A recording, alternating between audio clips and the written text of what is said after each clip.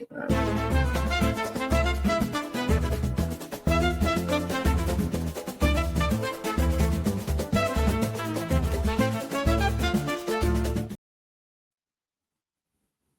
everyone. Good morning. Welcome back to the most entertaining podcast. I'm your host for this episode, Chamberlain Bauder. Here with me, a TME regular, Tobi. How are we doing today, Tobi? Hey, man. How you doing? Good to be back. It is good to be back. It's been a while since I've been in this spot and in a new apartment too. So trying to figure out the setup still, but we're getting there. Today we're discussing the World Cup draw, of course.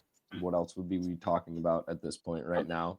And which teams we think will come out of each group. But before we get into that, we have to go over the most entertaining game of week 12. Last week, it was the 2-2 banger between AC Milan and Parma.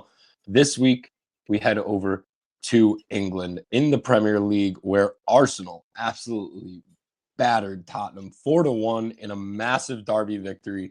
And Eberechi Eze had a hat trick that was absolutely remarkable, that basically just iced as he went all the way through the day. An awesome game. Don't want to give too much away because, you got to go see the goals. But that is linked below. But Tobi, for you, big game for the most entertaining game of the week this week. Yeah, I didn't even know that was going to be the game, but obviously I don't need to watch that game because I was there. Not there, but I watched it live, And for one thing, yeah, I was there. And everyone was saying that, the big news that came out was like no one has scored. I guess we can say he scored a hat trick. So you guys got to go check out the hat trick.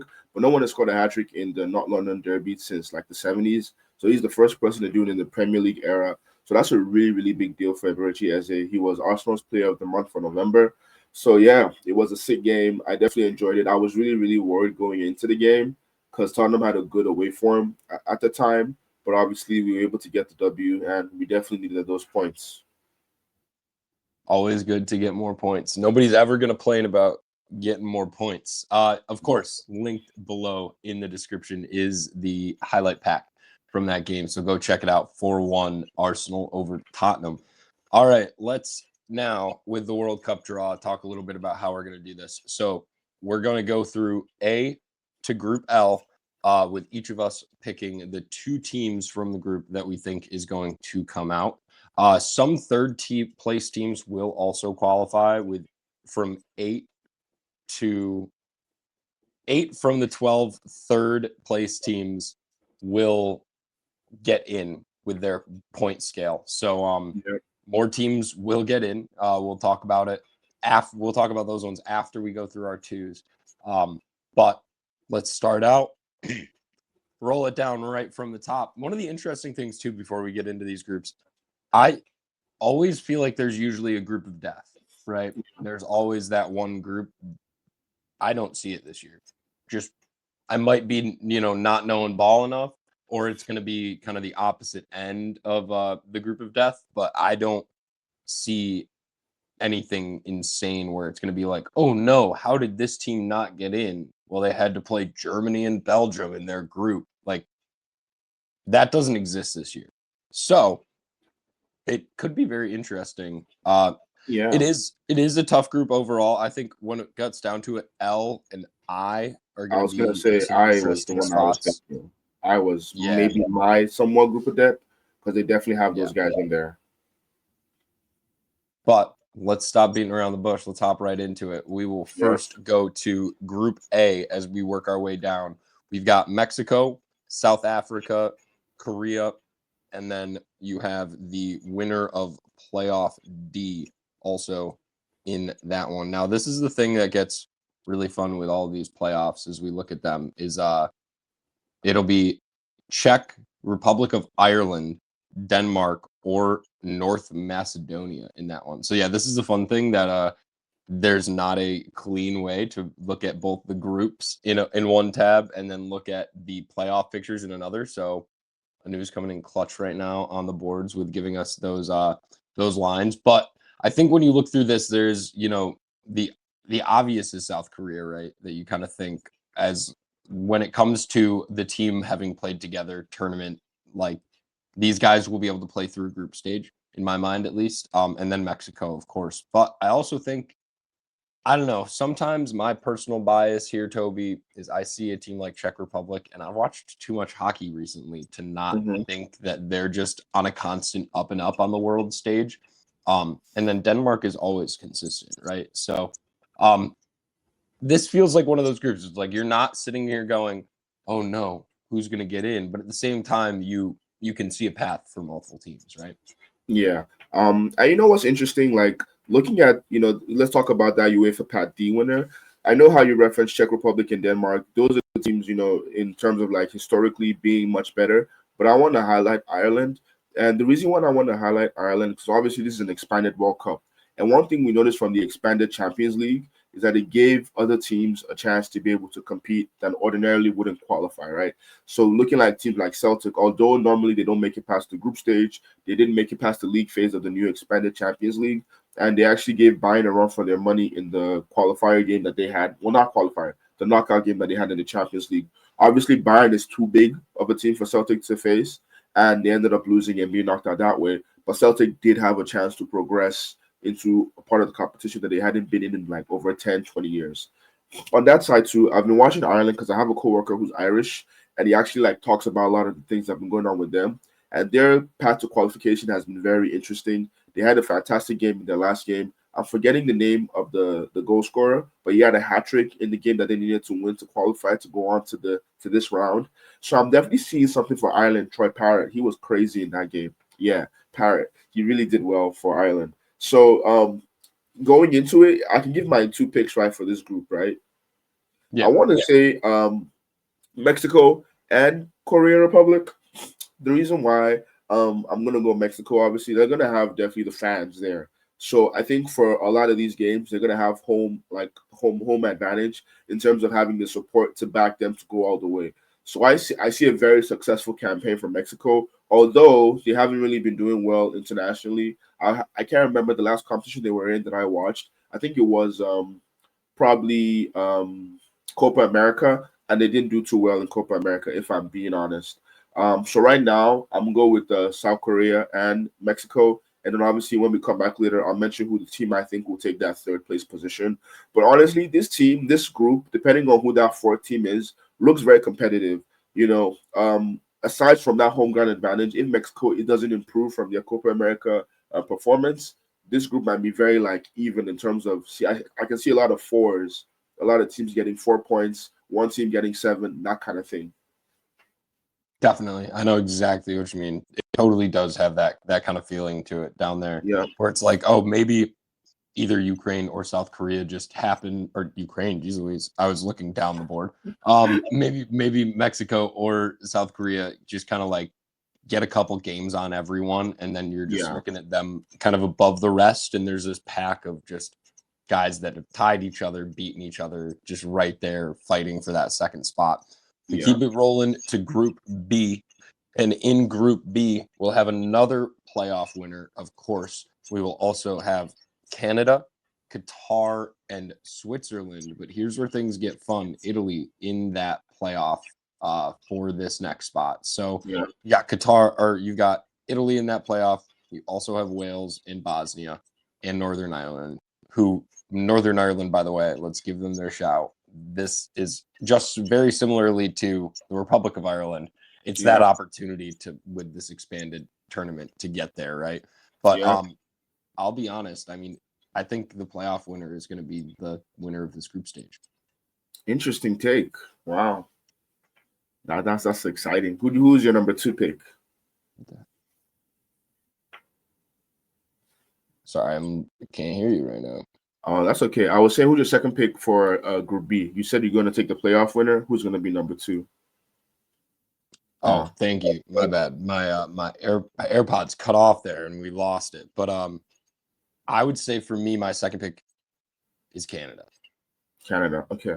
Yeah. I'm with the pace. What I will say is that Canada did really well in Copa America. I'm pretty sure they made it to the semifinals. That I think Copa America was last year or end of 2024. Canada did really well in that competition. So I'm thinking Canada for sure, because they also have a lot of support to go through. It depends on who qualifies from Path A. I think that's the thing for me about the teams qualifying. if it's not Italy, I don't see them doing too well. And Italy as well is not also doing too great. They're very average at this point in time. They don't really have a source of goals in the team. They do have a lot of a few good midfielders, a few good defenders, but nothing exceptional like the elite teams that we've known of the past. So I'm actually going to go Canada and Switzerland to go from Group B. Because Switzerland too has that consistency similar to Korea Republic, where they've played together a lot of times. So like they know themselves, they know their teams. I know the attacker is gonna be one of the attackers that we're gonna see is gonna be Mbolo. Like we know the Switzerland team when we see them, we're gonna be like these guys have played for together like for the last 8 years. So they're gonna be very consistent, I think. Yeah, no, that makes a lot of sense to me, honestly, and I totally hear you. I just also every time that I think of Italy, I just get flashbacks to Jorginho shooting a penalty. And it just I can't shake it, It just stays. Yeah. Yeah. No, Georgie, top player. And one thing I was gonna mention for about this group is we shouldn't underestimate Qatar. They actually have a really good team. One of the best teams from the Far East. So definitely we should not underestimate Qatar. They're gonna have some good performances. But I think it's gonna be one of those things that if Qatar concedes early, it's gonna be a tough game. If they can get past the first 25 minutes without conceding, we're gonna have an interesting game on our hands. Sweet. I love that. Next one I think is a little bit more cut and dry, but I don't know. You could tell me that I'm wrong here, Toby. We've got in Group C a pretty easy no playoff, but Brazil, Morocco, Haiti, and Scotland. I'm ready to watch Scott McTominay score on Brazil. I'm ready for it. It's gonna be so fun. But I mean, my picks on this one, it feels maybe a little, paying attention to where the game of soccer gets played more often bias, but you got to take Brazil and Scotland in this spot. Yes, I agree with Brazil and also Scotland. So, but I'm not gonna underestimate Morocco. I think Morocco is the best team in Africa in terms of like consistency and like performing the best. I cannot think of another team that's better than Morocco right now in Africa. Maybe Tunisia, maybe, but I still think Morocco because I'm looking at the list of all the teams right now on my screen. But I'm still liking Morocco a lot. It depends on how well Brazil shows up because Brazil has a tendency sometimes to take a while to like get into gear. But they do have an exciting team. Carlo Ancelotti is a top coach. All of their players seem to be doing well right now, attacking wise defenders. Gabriel at Arsenal, the other Gabriel that's attacking for Arsenal, Estevao, even Richarlison is bagging a few goals here and there. So I think they have a good enough team. I'm hoping selfishly that Gabriel Jesus can have a really good next couple months and maybe take that last spot to be able to go to the World Cup. But that's a long, long shot because he's been out for 11 months. But the thing about Scotland is that like they have that similar thing about like Scotland wasn't in the last World Cup. So the expanded World Cup gave them an opportunity to take it, and they definitely took it with both hands. This is a big deal for Scotland to make it to the World Cup. So I know their fans are going to be very excited. And I see Scotland at least getting 4 points in this group is very doable. So it just depends how the head-to-head for Brazil and Morocco that goes out for me. But I'm going to go with Brazil and Morocco to take the group for the first 2 spots, just because they've been here before a lot longer than Scotland has. Yeah, no, that totally makes sense. I think when it comes to Scott McTominay and how Scotland's going to get there, they're going to do the whole, we got here, why not just play with house money? I think that's the thing. So many of these teams that are in that expanded, be only here because it's the expanded World Cup, can play the why not us card the entire time, right? They can play the I don't have anything to lose. Let me go for that slide tackle. Let me take this shot, whatever it may be. Yeah. I do see a new winner coming out of this World Cup. I think we're gonna see a very interesting like last 4. Like it's gonna be. I feel like a new winner. We'll do a new winner of the World Cup, in my opinion. And I think the game is becoming more and more not equal, but more and more accessible to the rest of the world. Grassroots is improving in all leagues across the world. So I think we're now going to have a very competitive World Cup. And the amount of games, considering the weather as well, because it's going to be, summer in America, all of that's going to play a part in terms of leveling the playing field. We're going to have a very interesting World Cup for sure. Yeah. No, I'm excited for it. We got our picks for Group C, a split, but Brazil's going on both our minds. in Yeah. those top two. Of course, as we said, when we run this whole thing around again, we're going to give you our third picks from we're basically pick 8 of what we have left from those 12. But we keep it rolling and we head to Group D, the United States of America, the home team. That I don't know how much it'll truly feel like the home team at sometimes, just because I know that Americans and the U.S. men's national team not always their favorite choice of a squad when they look at it. But so we've got the playoff here: Slovakia, Kosovo, Romania, or Turkey in that playoff, and then it will be the United States, Paraguay, and Australia. Mhm. Hot take: Okay. the U.S. might not make it out of their own group. No, don't say that. I just do. I know, but this team has been so. I feel like I haven't seen the same United States men's national team take the field in 2 games in the last 5 years. Yeah. So Yeah. it's It's like I not don't even know that. what they're gonna look like when they show up. You know what I mean? I agree. Yeah, they haven't been the most consistent side. I think when they got Pochettino to come in to be the coach, it was gonna give this new lease on life. But I think one thing that he's been doing is trying out all types of players to see who are his options. But the problem with that is that at this stage, you should have a better idea of who the first 11 is. And after the whole situation with Pulisic and the Copa America the last time, it's very weird. I do think United States has the talent. I think the players are there. The question is if the cohesion of the team can happen in time.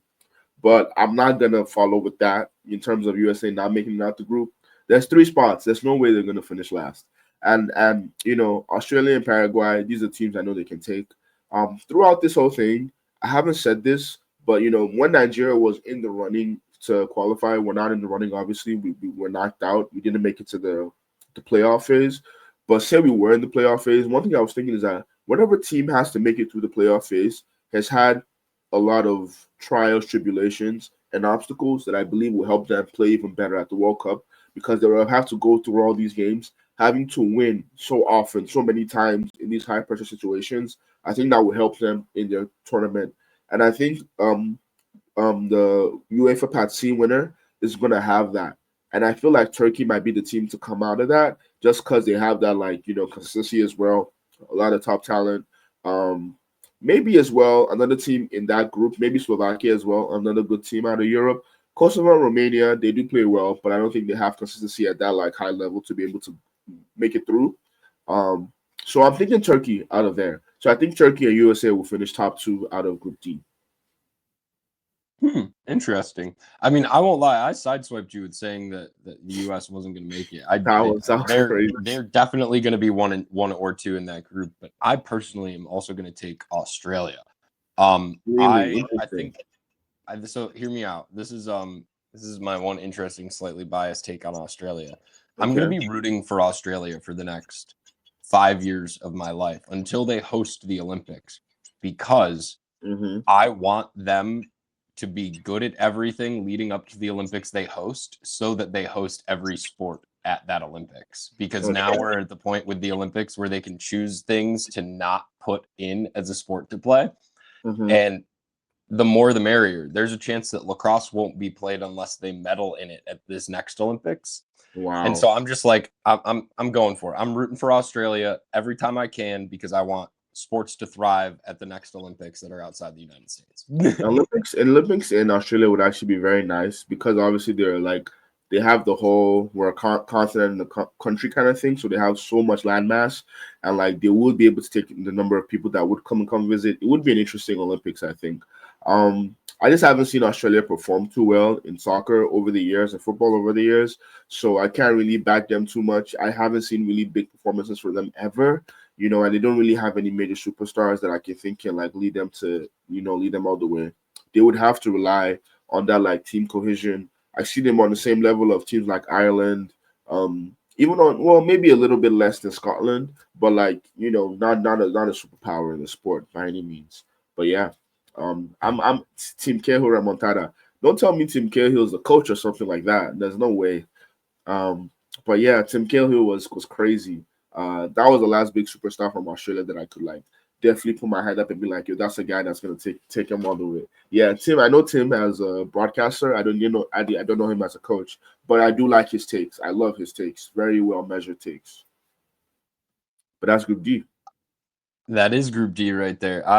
Yeah, I don't know. Maybe I've been watching too much basketball lately, and that's why I went with Australia too there. But They're good in other sports though. They're good in so many other sports. Yeah, it's that they're one of those cohesion teams though, right? When you talk about it, and they've been doing it the longest. It feels like out of all of those countries that have that the conversation comes up about their team cohesion when they keep going. We keep it rolling to Group E, and in Group E, we will start with the one with E. We've got Ecuador, Germany, the Ivory Coast, and Curacao. Yeah. Curacao. I don't know. I've always said Curacao, but we'll find out in the World Cup soon. They're gonna say their name a lot. We will find out soon. We'll actually, you know what? The funny thing when you'll find out is someone will say it wrong. Curacao. Okay. Someone's gonna say it wrong on air, and then all of a sudden they're not gonna say it for about 20 minutes, and then they're gonna start saying it the right way, and that's how you'll know their producer yelled at them in their ear, and then let them keep going. But so I think 1 is cut and dry. I think 2 is an absolute dogfight, and there will be 3 out of this group easily going to the next round of the playoffs, in my personal opinion. Now, do I, as a Manchester United fan, still see the Ivory Coast and automatically get a warm, fuzzy feeling about Eric Bailly? Yes, I do. But I think for me, the 2 coming out here is Germany, and then it's Ecuador. But I also think that the Ivory Coast and Ecuador are going to slug it out for that second spot. You know what? Normally, I kind of would agree with that. But I think what's interesting is that like I kind of followed a lot of like the qualification phases of a lot of the regions, Australasia, the Americas, Europe, Africa, and Curacao finished first in their group. And I think they were in a very somewhat competitive group with Jamaica and a few others, and they played really well. Curacao has been a like lower nation team that hasn't done too well in the sport, but it's a thing of continuity and that team cohesion. The weather is going to play a part in this, and I think they will be one of the teams that are most prepared for the weather to be able to play in the heat, play in these levels. So, although Germany is probably the team on paper that should do the best, I feel like this group is going to be very competitive. So, I'm still going to do probably a Germany and who do I go in second? I'm going to go Ecuador, Germany and Ecuador situation, but Curacao and Cote d'Ivoire are going to do really good. Going to do really good as well. It's going to be a very competitive group. Yeah, no, that's I like you just keep kind of look down the list, and as you've been looking at more and more, right, you see it again, and you're just like, oh, yeah, it's like this one's tight. This isn't a close or I don't this see a is lot of close teams. comparatively. I don't see a lot of teams doing 9 points in these group stage. You know, a lot of 7s and 4s, 5s. You know, those kind of numbers. No, definitely, and they might. I mean, like Germany's gonna also only win their games like 1-0, 2-1. So it's gonna be a really low scoring group too, I think. Yeah. Definitely. We keep it rolling to Group F, which is I think where some things start to kick off. So the Path B winner out of Ukraine, Sweden, Poland, and Albania. This is the one that when I looked at and I saw with the play-in round, I said, wait, what is happening? Netherlands, Japan, Tunisia, and the 4 from that playoff playing against each other to get in. That 4 playing against each other to get in is kind of crazy to me, Toby. Like having both Sweden and Poland potentially in a spot where they have to, get themselves here still is kind of crazy to me. In my years of their consistency being in this tournament. I think Sweden and Poland are one of those nations that because they don't have big enough local leagues, they rely on like really big talents being able to be the ones that play internationally and come back and inspire the team to move forward. The problem though is that like Sweden and Poland aren't at their best. Sweden is doing not well at all. And all of those 4 teams are very, very even. I don't think any of them is going to be a standout. I think I can't really pick who's going to qualify out of those 4, honestly. Normally, you would say Sweden or Poland, but like especially Sweden, recently they haven't been doing well. Both of their star guys, Isak and Gyökeres, aren't doing well as well. They do have a couple like really good young players that play in like other leagues in Europe. There's one guy that plays in Celta Vigo in Spain. He's doing really well for Sweden, well for his club team. But yeah, um, for this group, I'm actually going to go Netherlands and Tunisia for my top two. The number 3 and number 4 spots are a toss up for me. The Netherlands are going to probably be in terms of any team that might get 9 points. The Dutch might do it. They might do it. I think that the Netherlands is just one of those teams at the end of the day where you just like every year you see the orange walk out onto the field and you just go, yeah, they could do it this year. Could be clips. Whole thing could be theirs. I mean, you've got one of the best center backs in the world, and you have the infrastructure and the team built up to kind of go with that. Yeah, But alongside Japan, not Japan, so alongside Tunisia, they are the teams in this group, Tunisia, Netherlands, that I think will make it through. And I definitely feel like Tunisia, like I mentioned, they're the other team that's just as good as Morocco in Africa, and I think they will have a really good tournament because Tunisia has that continuity together as a nation. So yeah, for me, it's Netherlands and Tunisia. What are your picks for this group?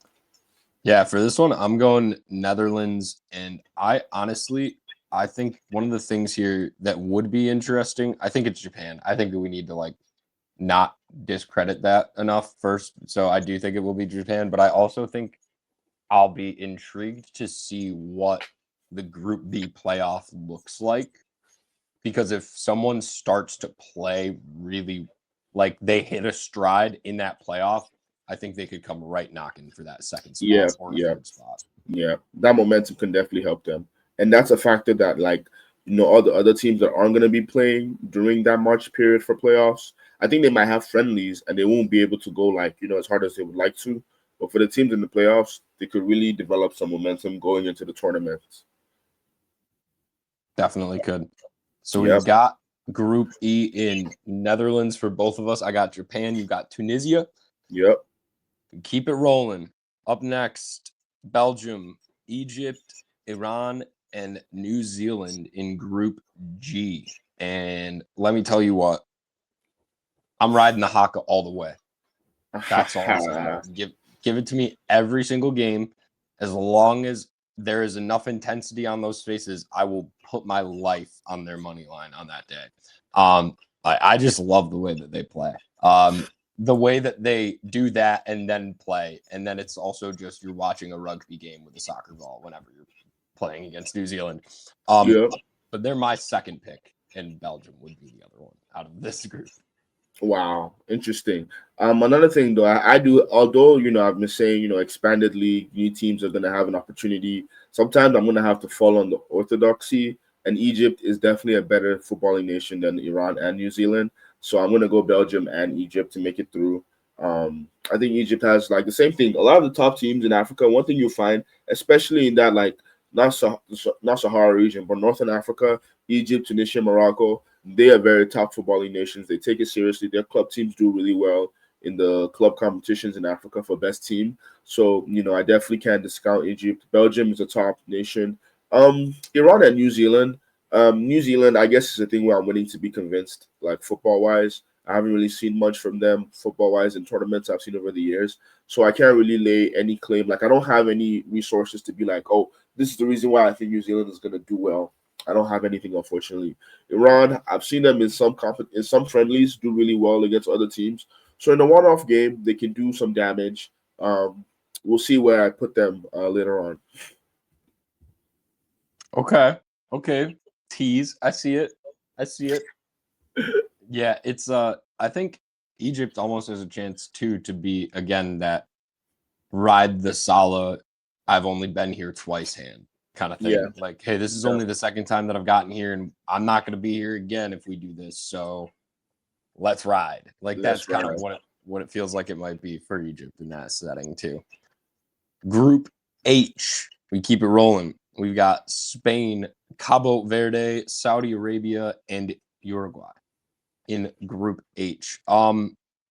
This one also feels like it could get a little sluggish in the middle depending on how Uruguay and Spain both play, because they're both kind of the teams that, on that same kind of vein as Brazil, as we talked about before, they can just have a slow kick into gear. I don't think Uruguay's will be that they have a slow kick into gear as much as it's finding out where that talent group level is. But Spain is Spain, right? Yeah. And then we're slapping Uruguay on the back. So Yeah. it is a tap in. I tried to make it sound better and new. Okay, gotta give them the antics, build it up, but Yeah, low key, when you were saying all about like, oh, you're gonna have a slow start, I was like, not Spain, that's for sure. Maybe Uruguay in the first game might draw the first game and finish with 7 points. Actually, I kept saying earlier that, oh, I don't see any 9-point teams. Spain is getting 9 points here. That's my take on this one. Uruguay as well. They have a good solid team. They've done really well in this competition. They're one of the people forget, but Uruguay is one of the teams with the most amount of World Cups in history. So they definitely have a good history in this tournament. They're gonna feel like they can do it. Their fans are gonna feel like they can do it. So I definitely want to go Spain, Uruguay to make it out the group. I can see a solid 9-6 finishing for them, because Uruguay is unfortunately gonna have to lose to Spain for Spain to get the 9 points, or 7-7 for both of them. Yeah. No, I think it is a tap in, and let's keep it the tap in that it is, because this next one's about to go crazy. Yeah. Group I blatantly lied when we started the show, and I said there wasn't a group of death. It's right here. Norway, Senegal, and France. There's also a play-in tournament going on here, but that's irrelevant because it's Norway, Senegal, and France that are the three teams that technically need to take 2 spots. But I mean, this feels like one of those moments that just kind of like, you hope that one of those 3 teams doesn't get wiped out by playing each other through that group and just get like dispensed. Bolivia, Suriname, and Iraq are the 3 play-in games.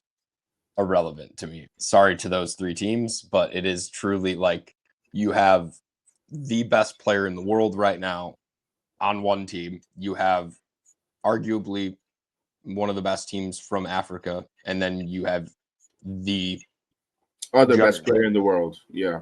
The other best player in the world. Yeah, you get Man City versus Real Madrid. Pretty much. And then it's not going to be fun. I think honestly, Norway's the third in this setting. I think France and Senegal come out of this as the 1 and 2. Those are my picks. It sounds crazy. I'm gonna have Erling Haaland is amazing, I know, but there's 11 guys on the field. Yeah, I was about to I was wanting to cut you off going into that, because there's no way Norway is not gonna finish in 1 or 2. I just think like the Haaland star power is gonna be too much to bear. I think if Odegaard as well can be fit, Sorloth as well. They have a really interesting. I think it's Musa, another good. They have a solid midfield attacking situation going on. The question is defensively, how much can they cope against a team like France? I think France is going to be number 1. That Senegal-Norway game is going to be a very competitive game. Whoever wins that game is probably going to be number 2, because, I also agree with you. I see path winner 2 is not looking good. Bolivia, Suriname, or Iraq, I don't, unfortunately, unless they have a very lucky win in some one game, I don't really see much from them in the tournament. So France and Norway for me. I just think having Haaland in the competition is going to be crazy, and he's going to score a lot of goals.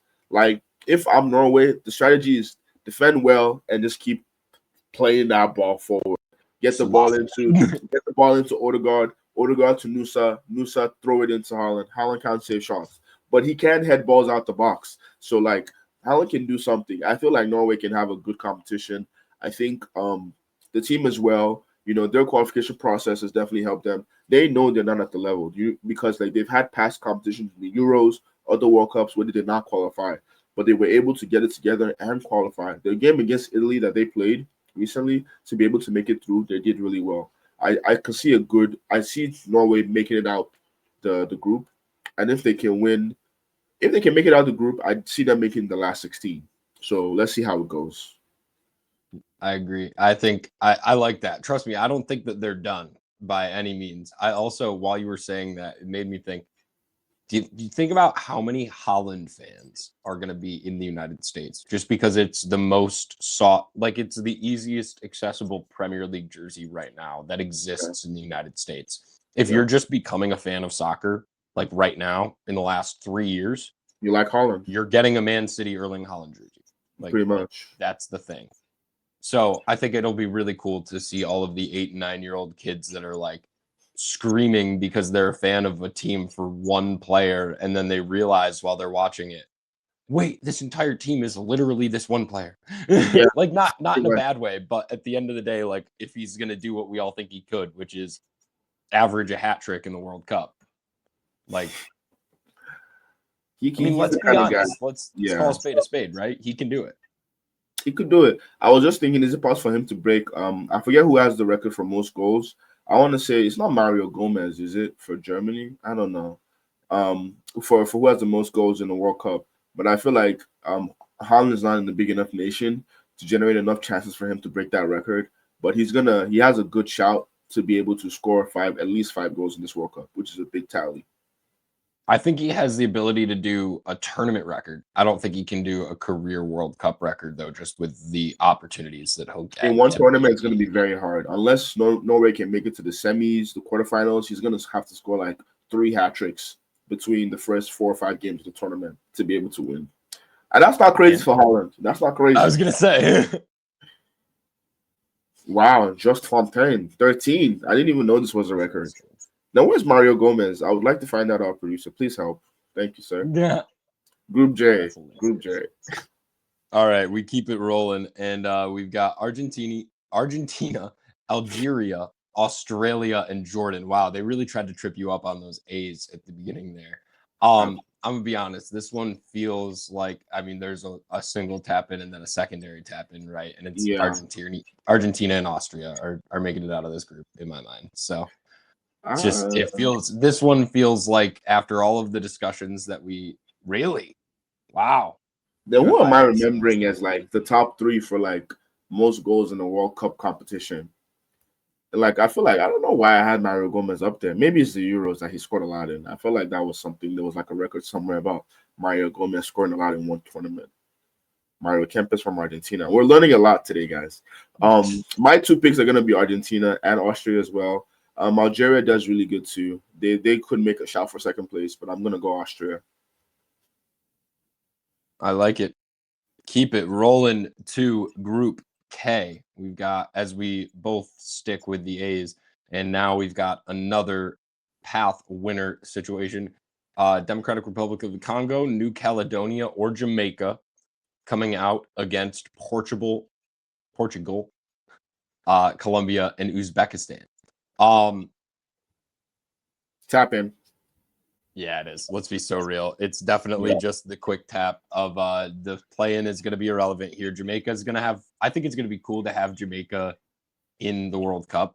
I think that jersey is going to be so sick. Like World Cup. That was supposed to be Nigeria's qualification path. It would have been Nigeria, New Caledonia, or Jamaica, and I would have picked Nigeria to win the group as a crazy Nigerian.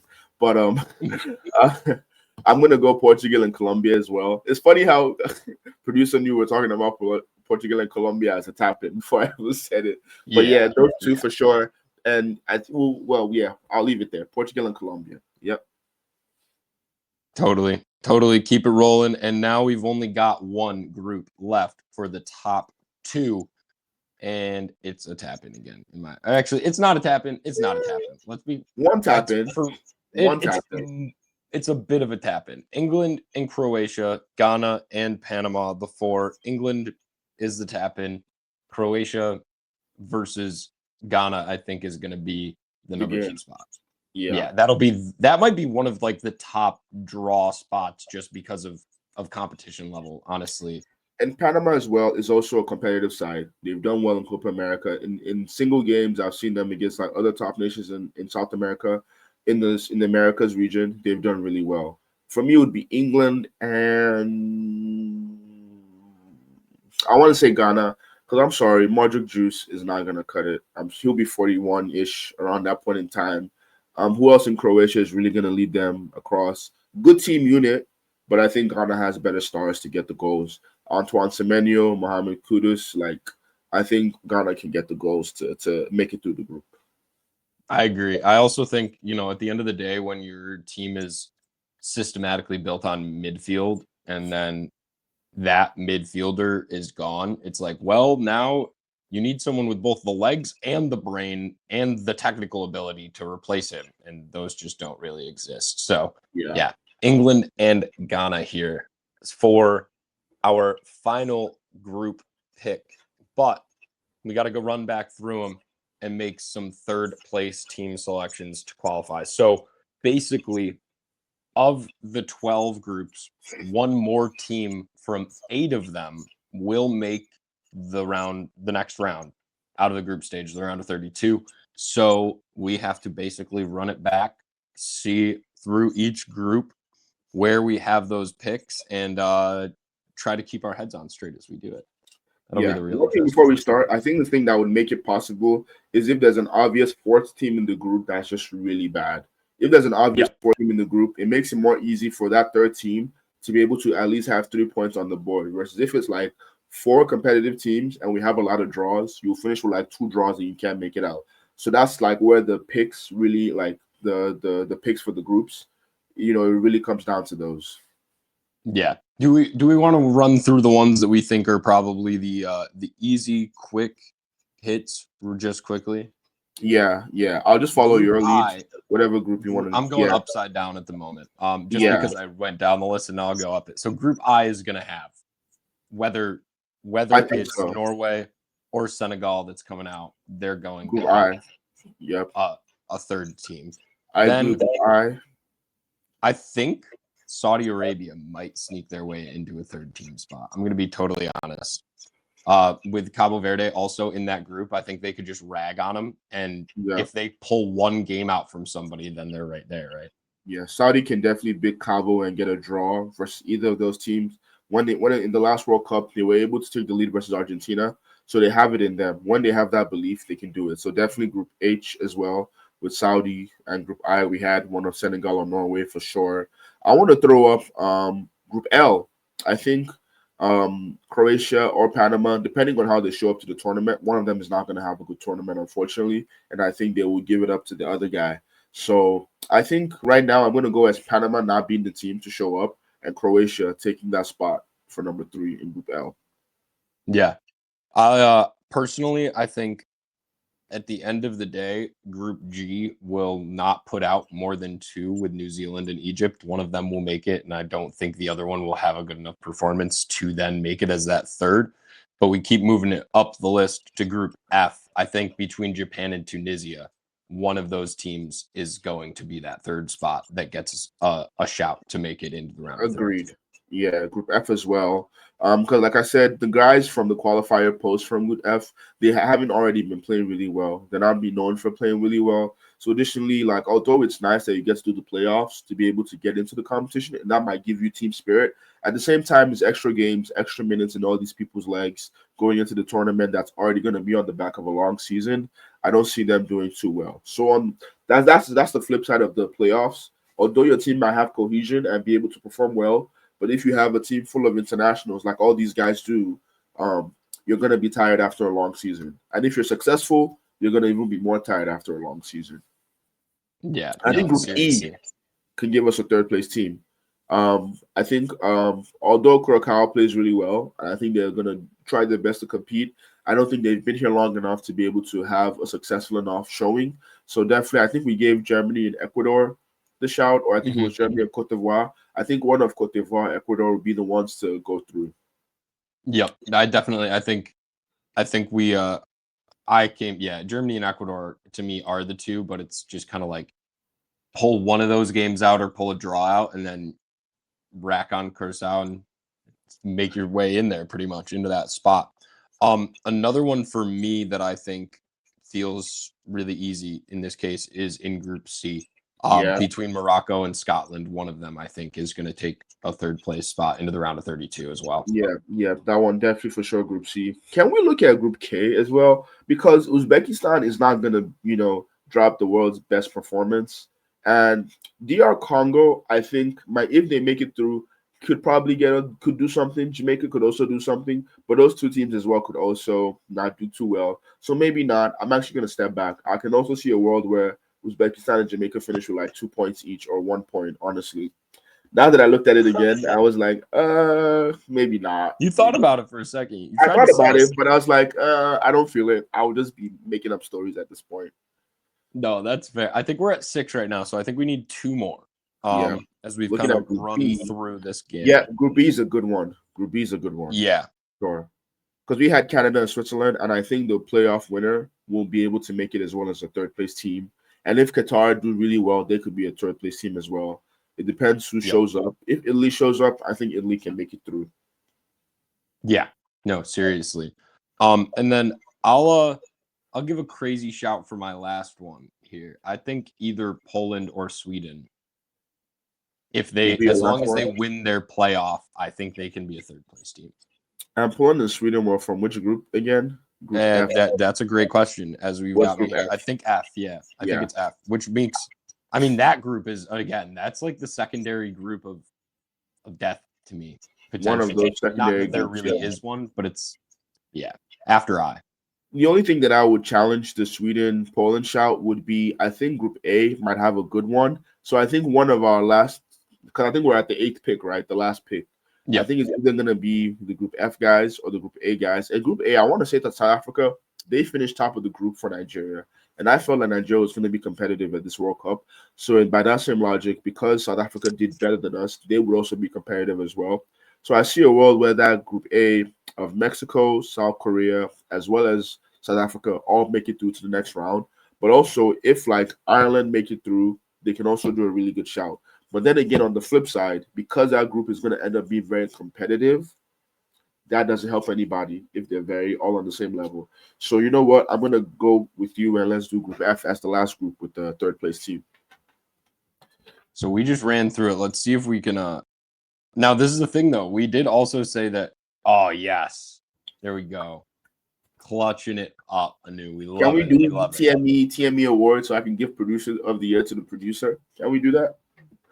I'm here for it. It is December. It's the right time of year for it, you know? Exactly. So, yeah, I'm nominating the producer for producer of the year. Fantastic. He always has our backs. You should talk to FIFA about that. Maybe they'll make an award to give to him. It's possible. Enough money, we can make it happen.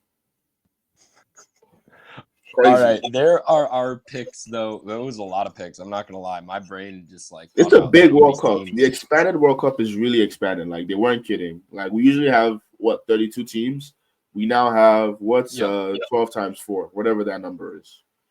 48. 48. Yep. Yeah. Get in. Good maths. Good maths.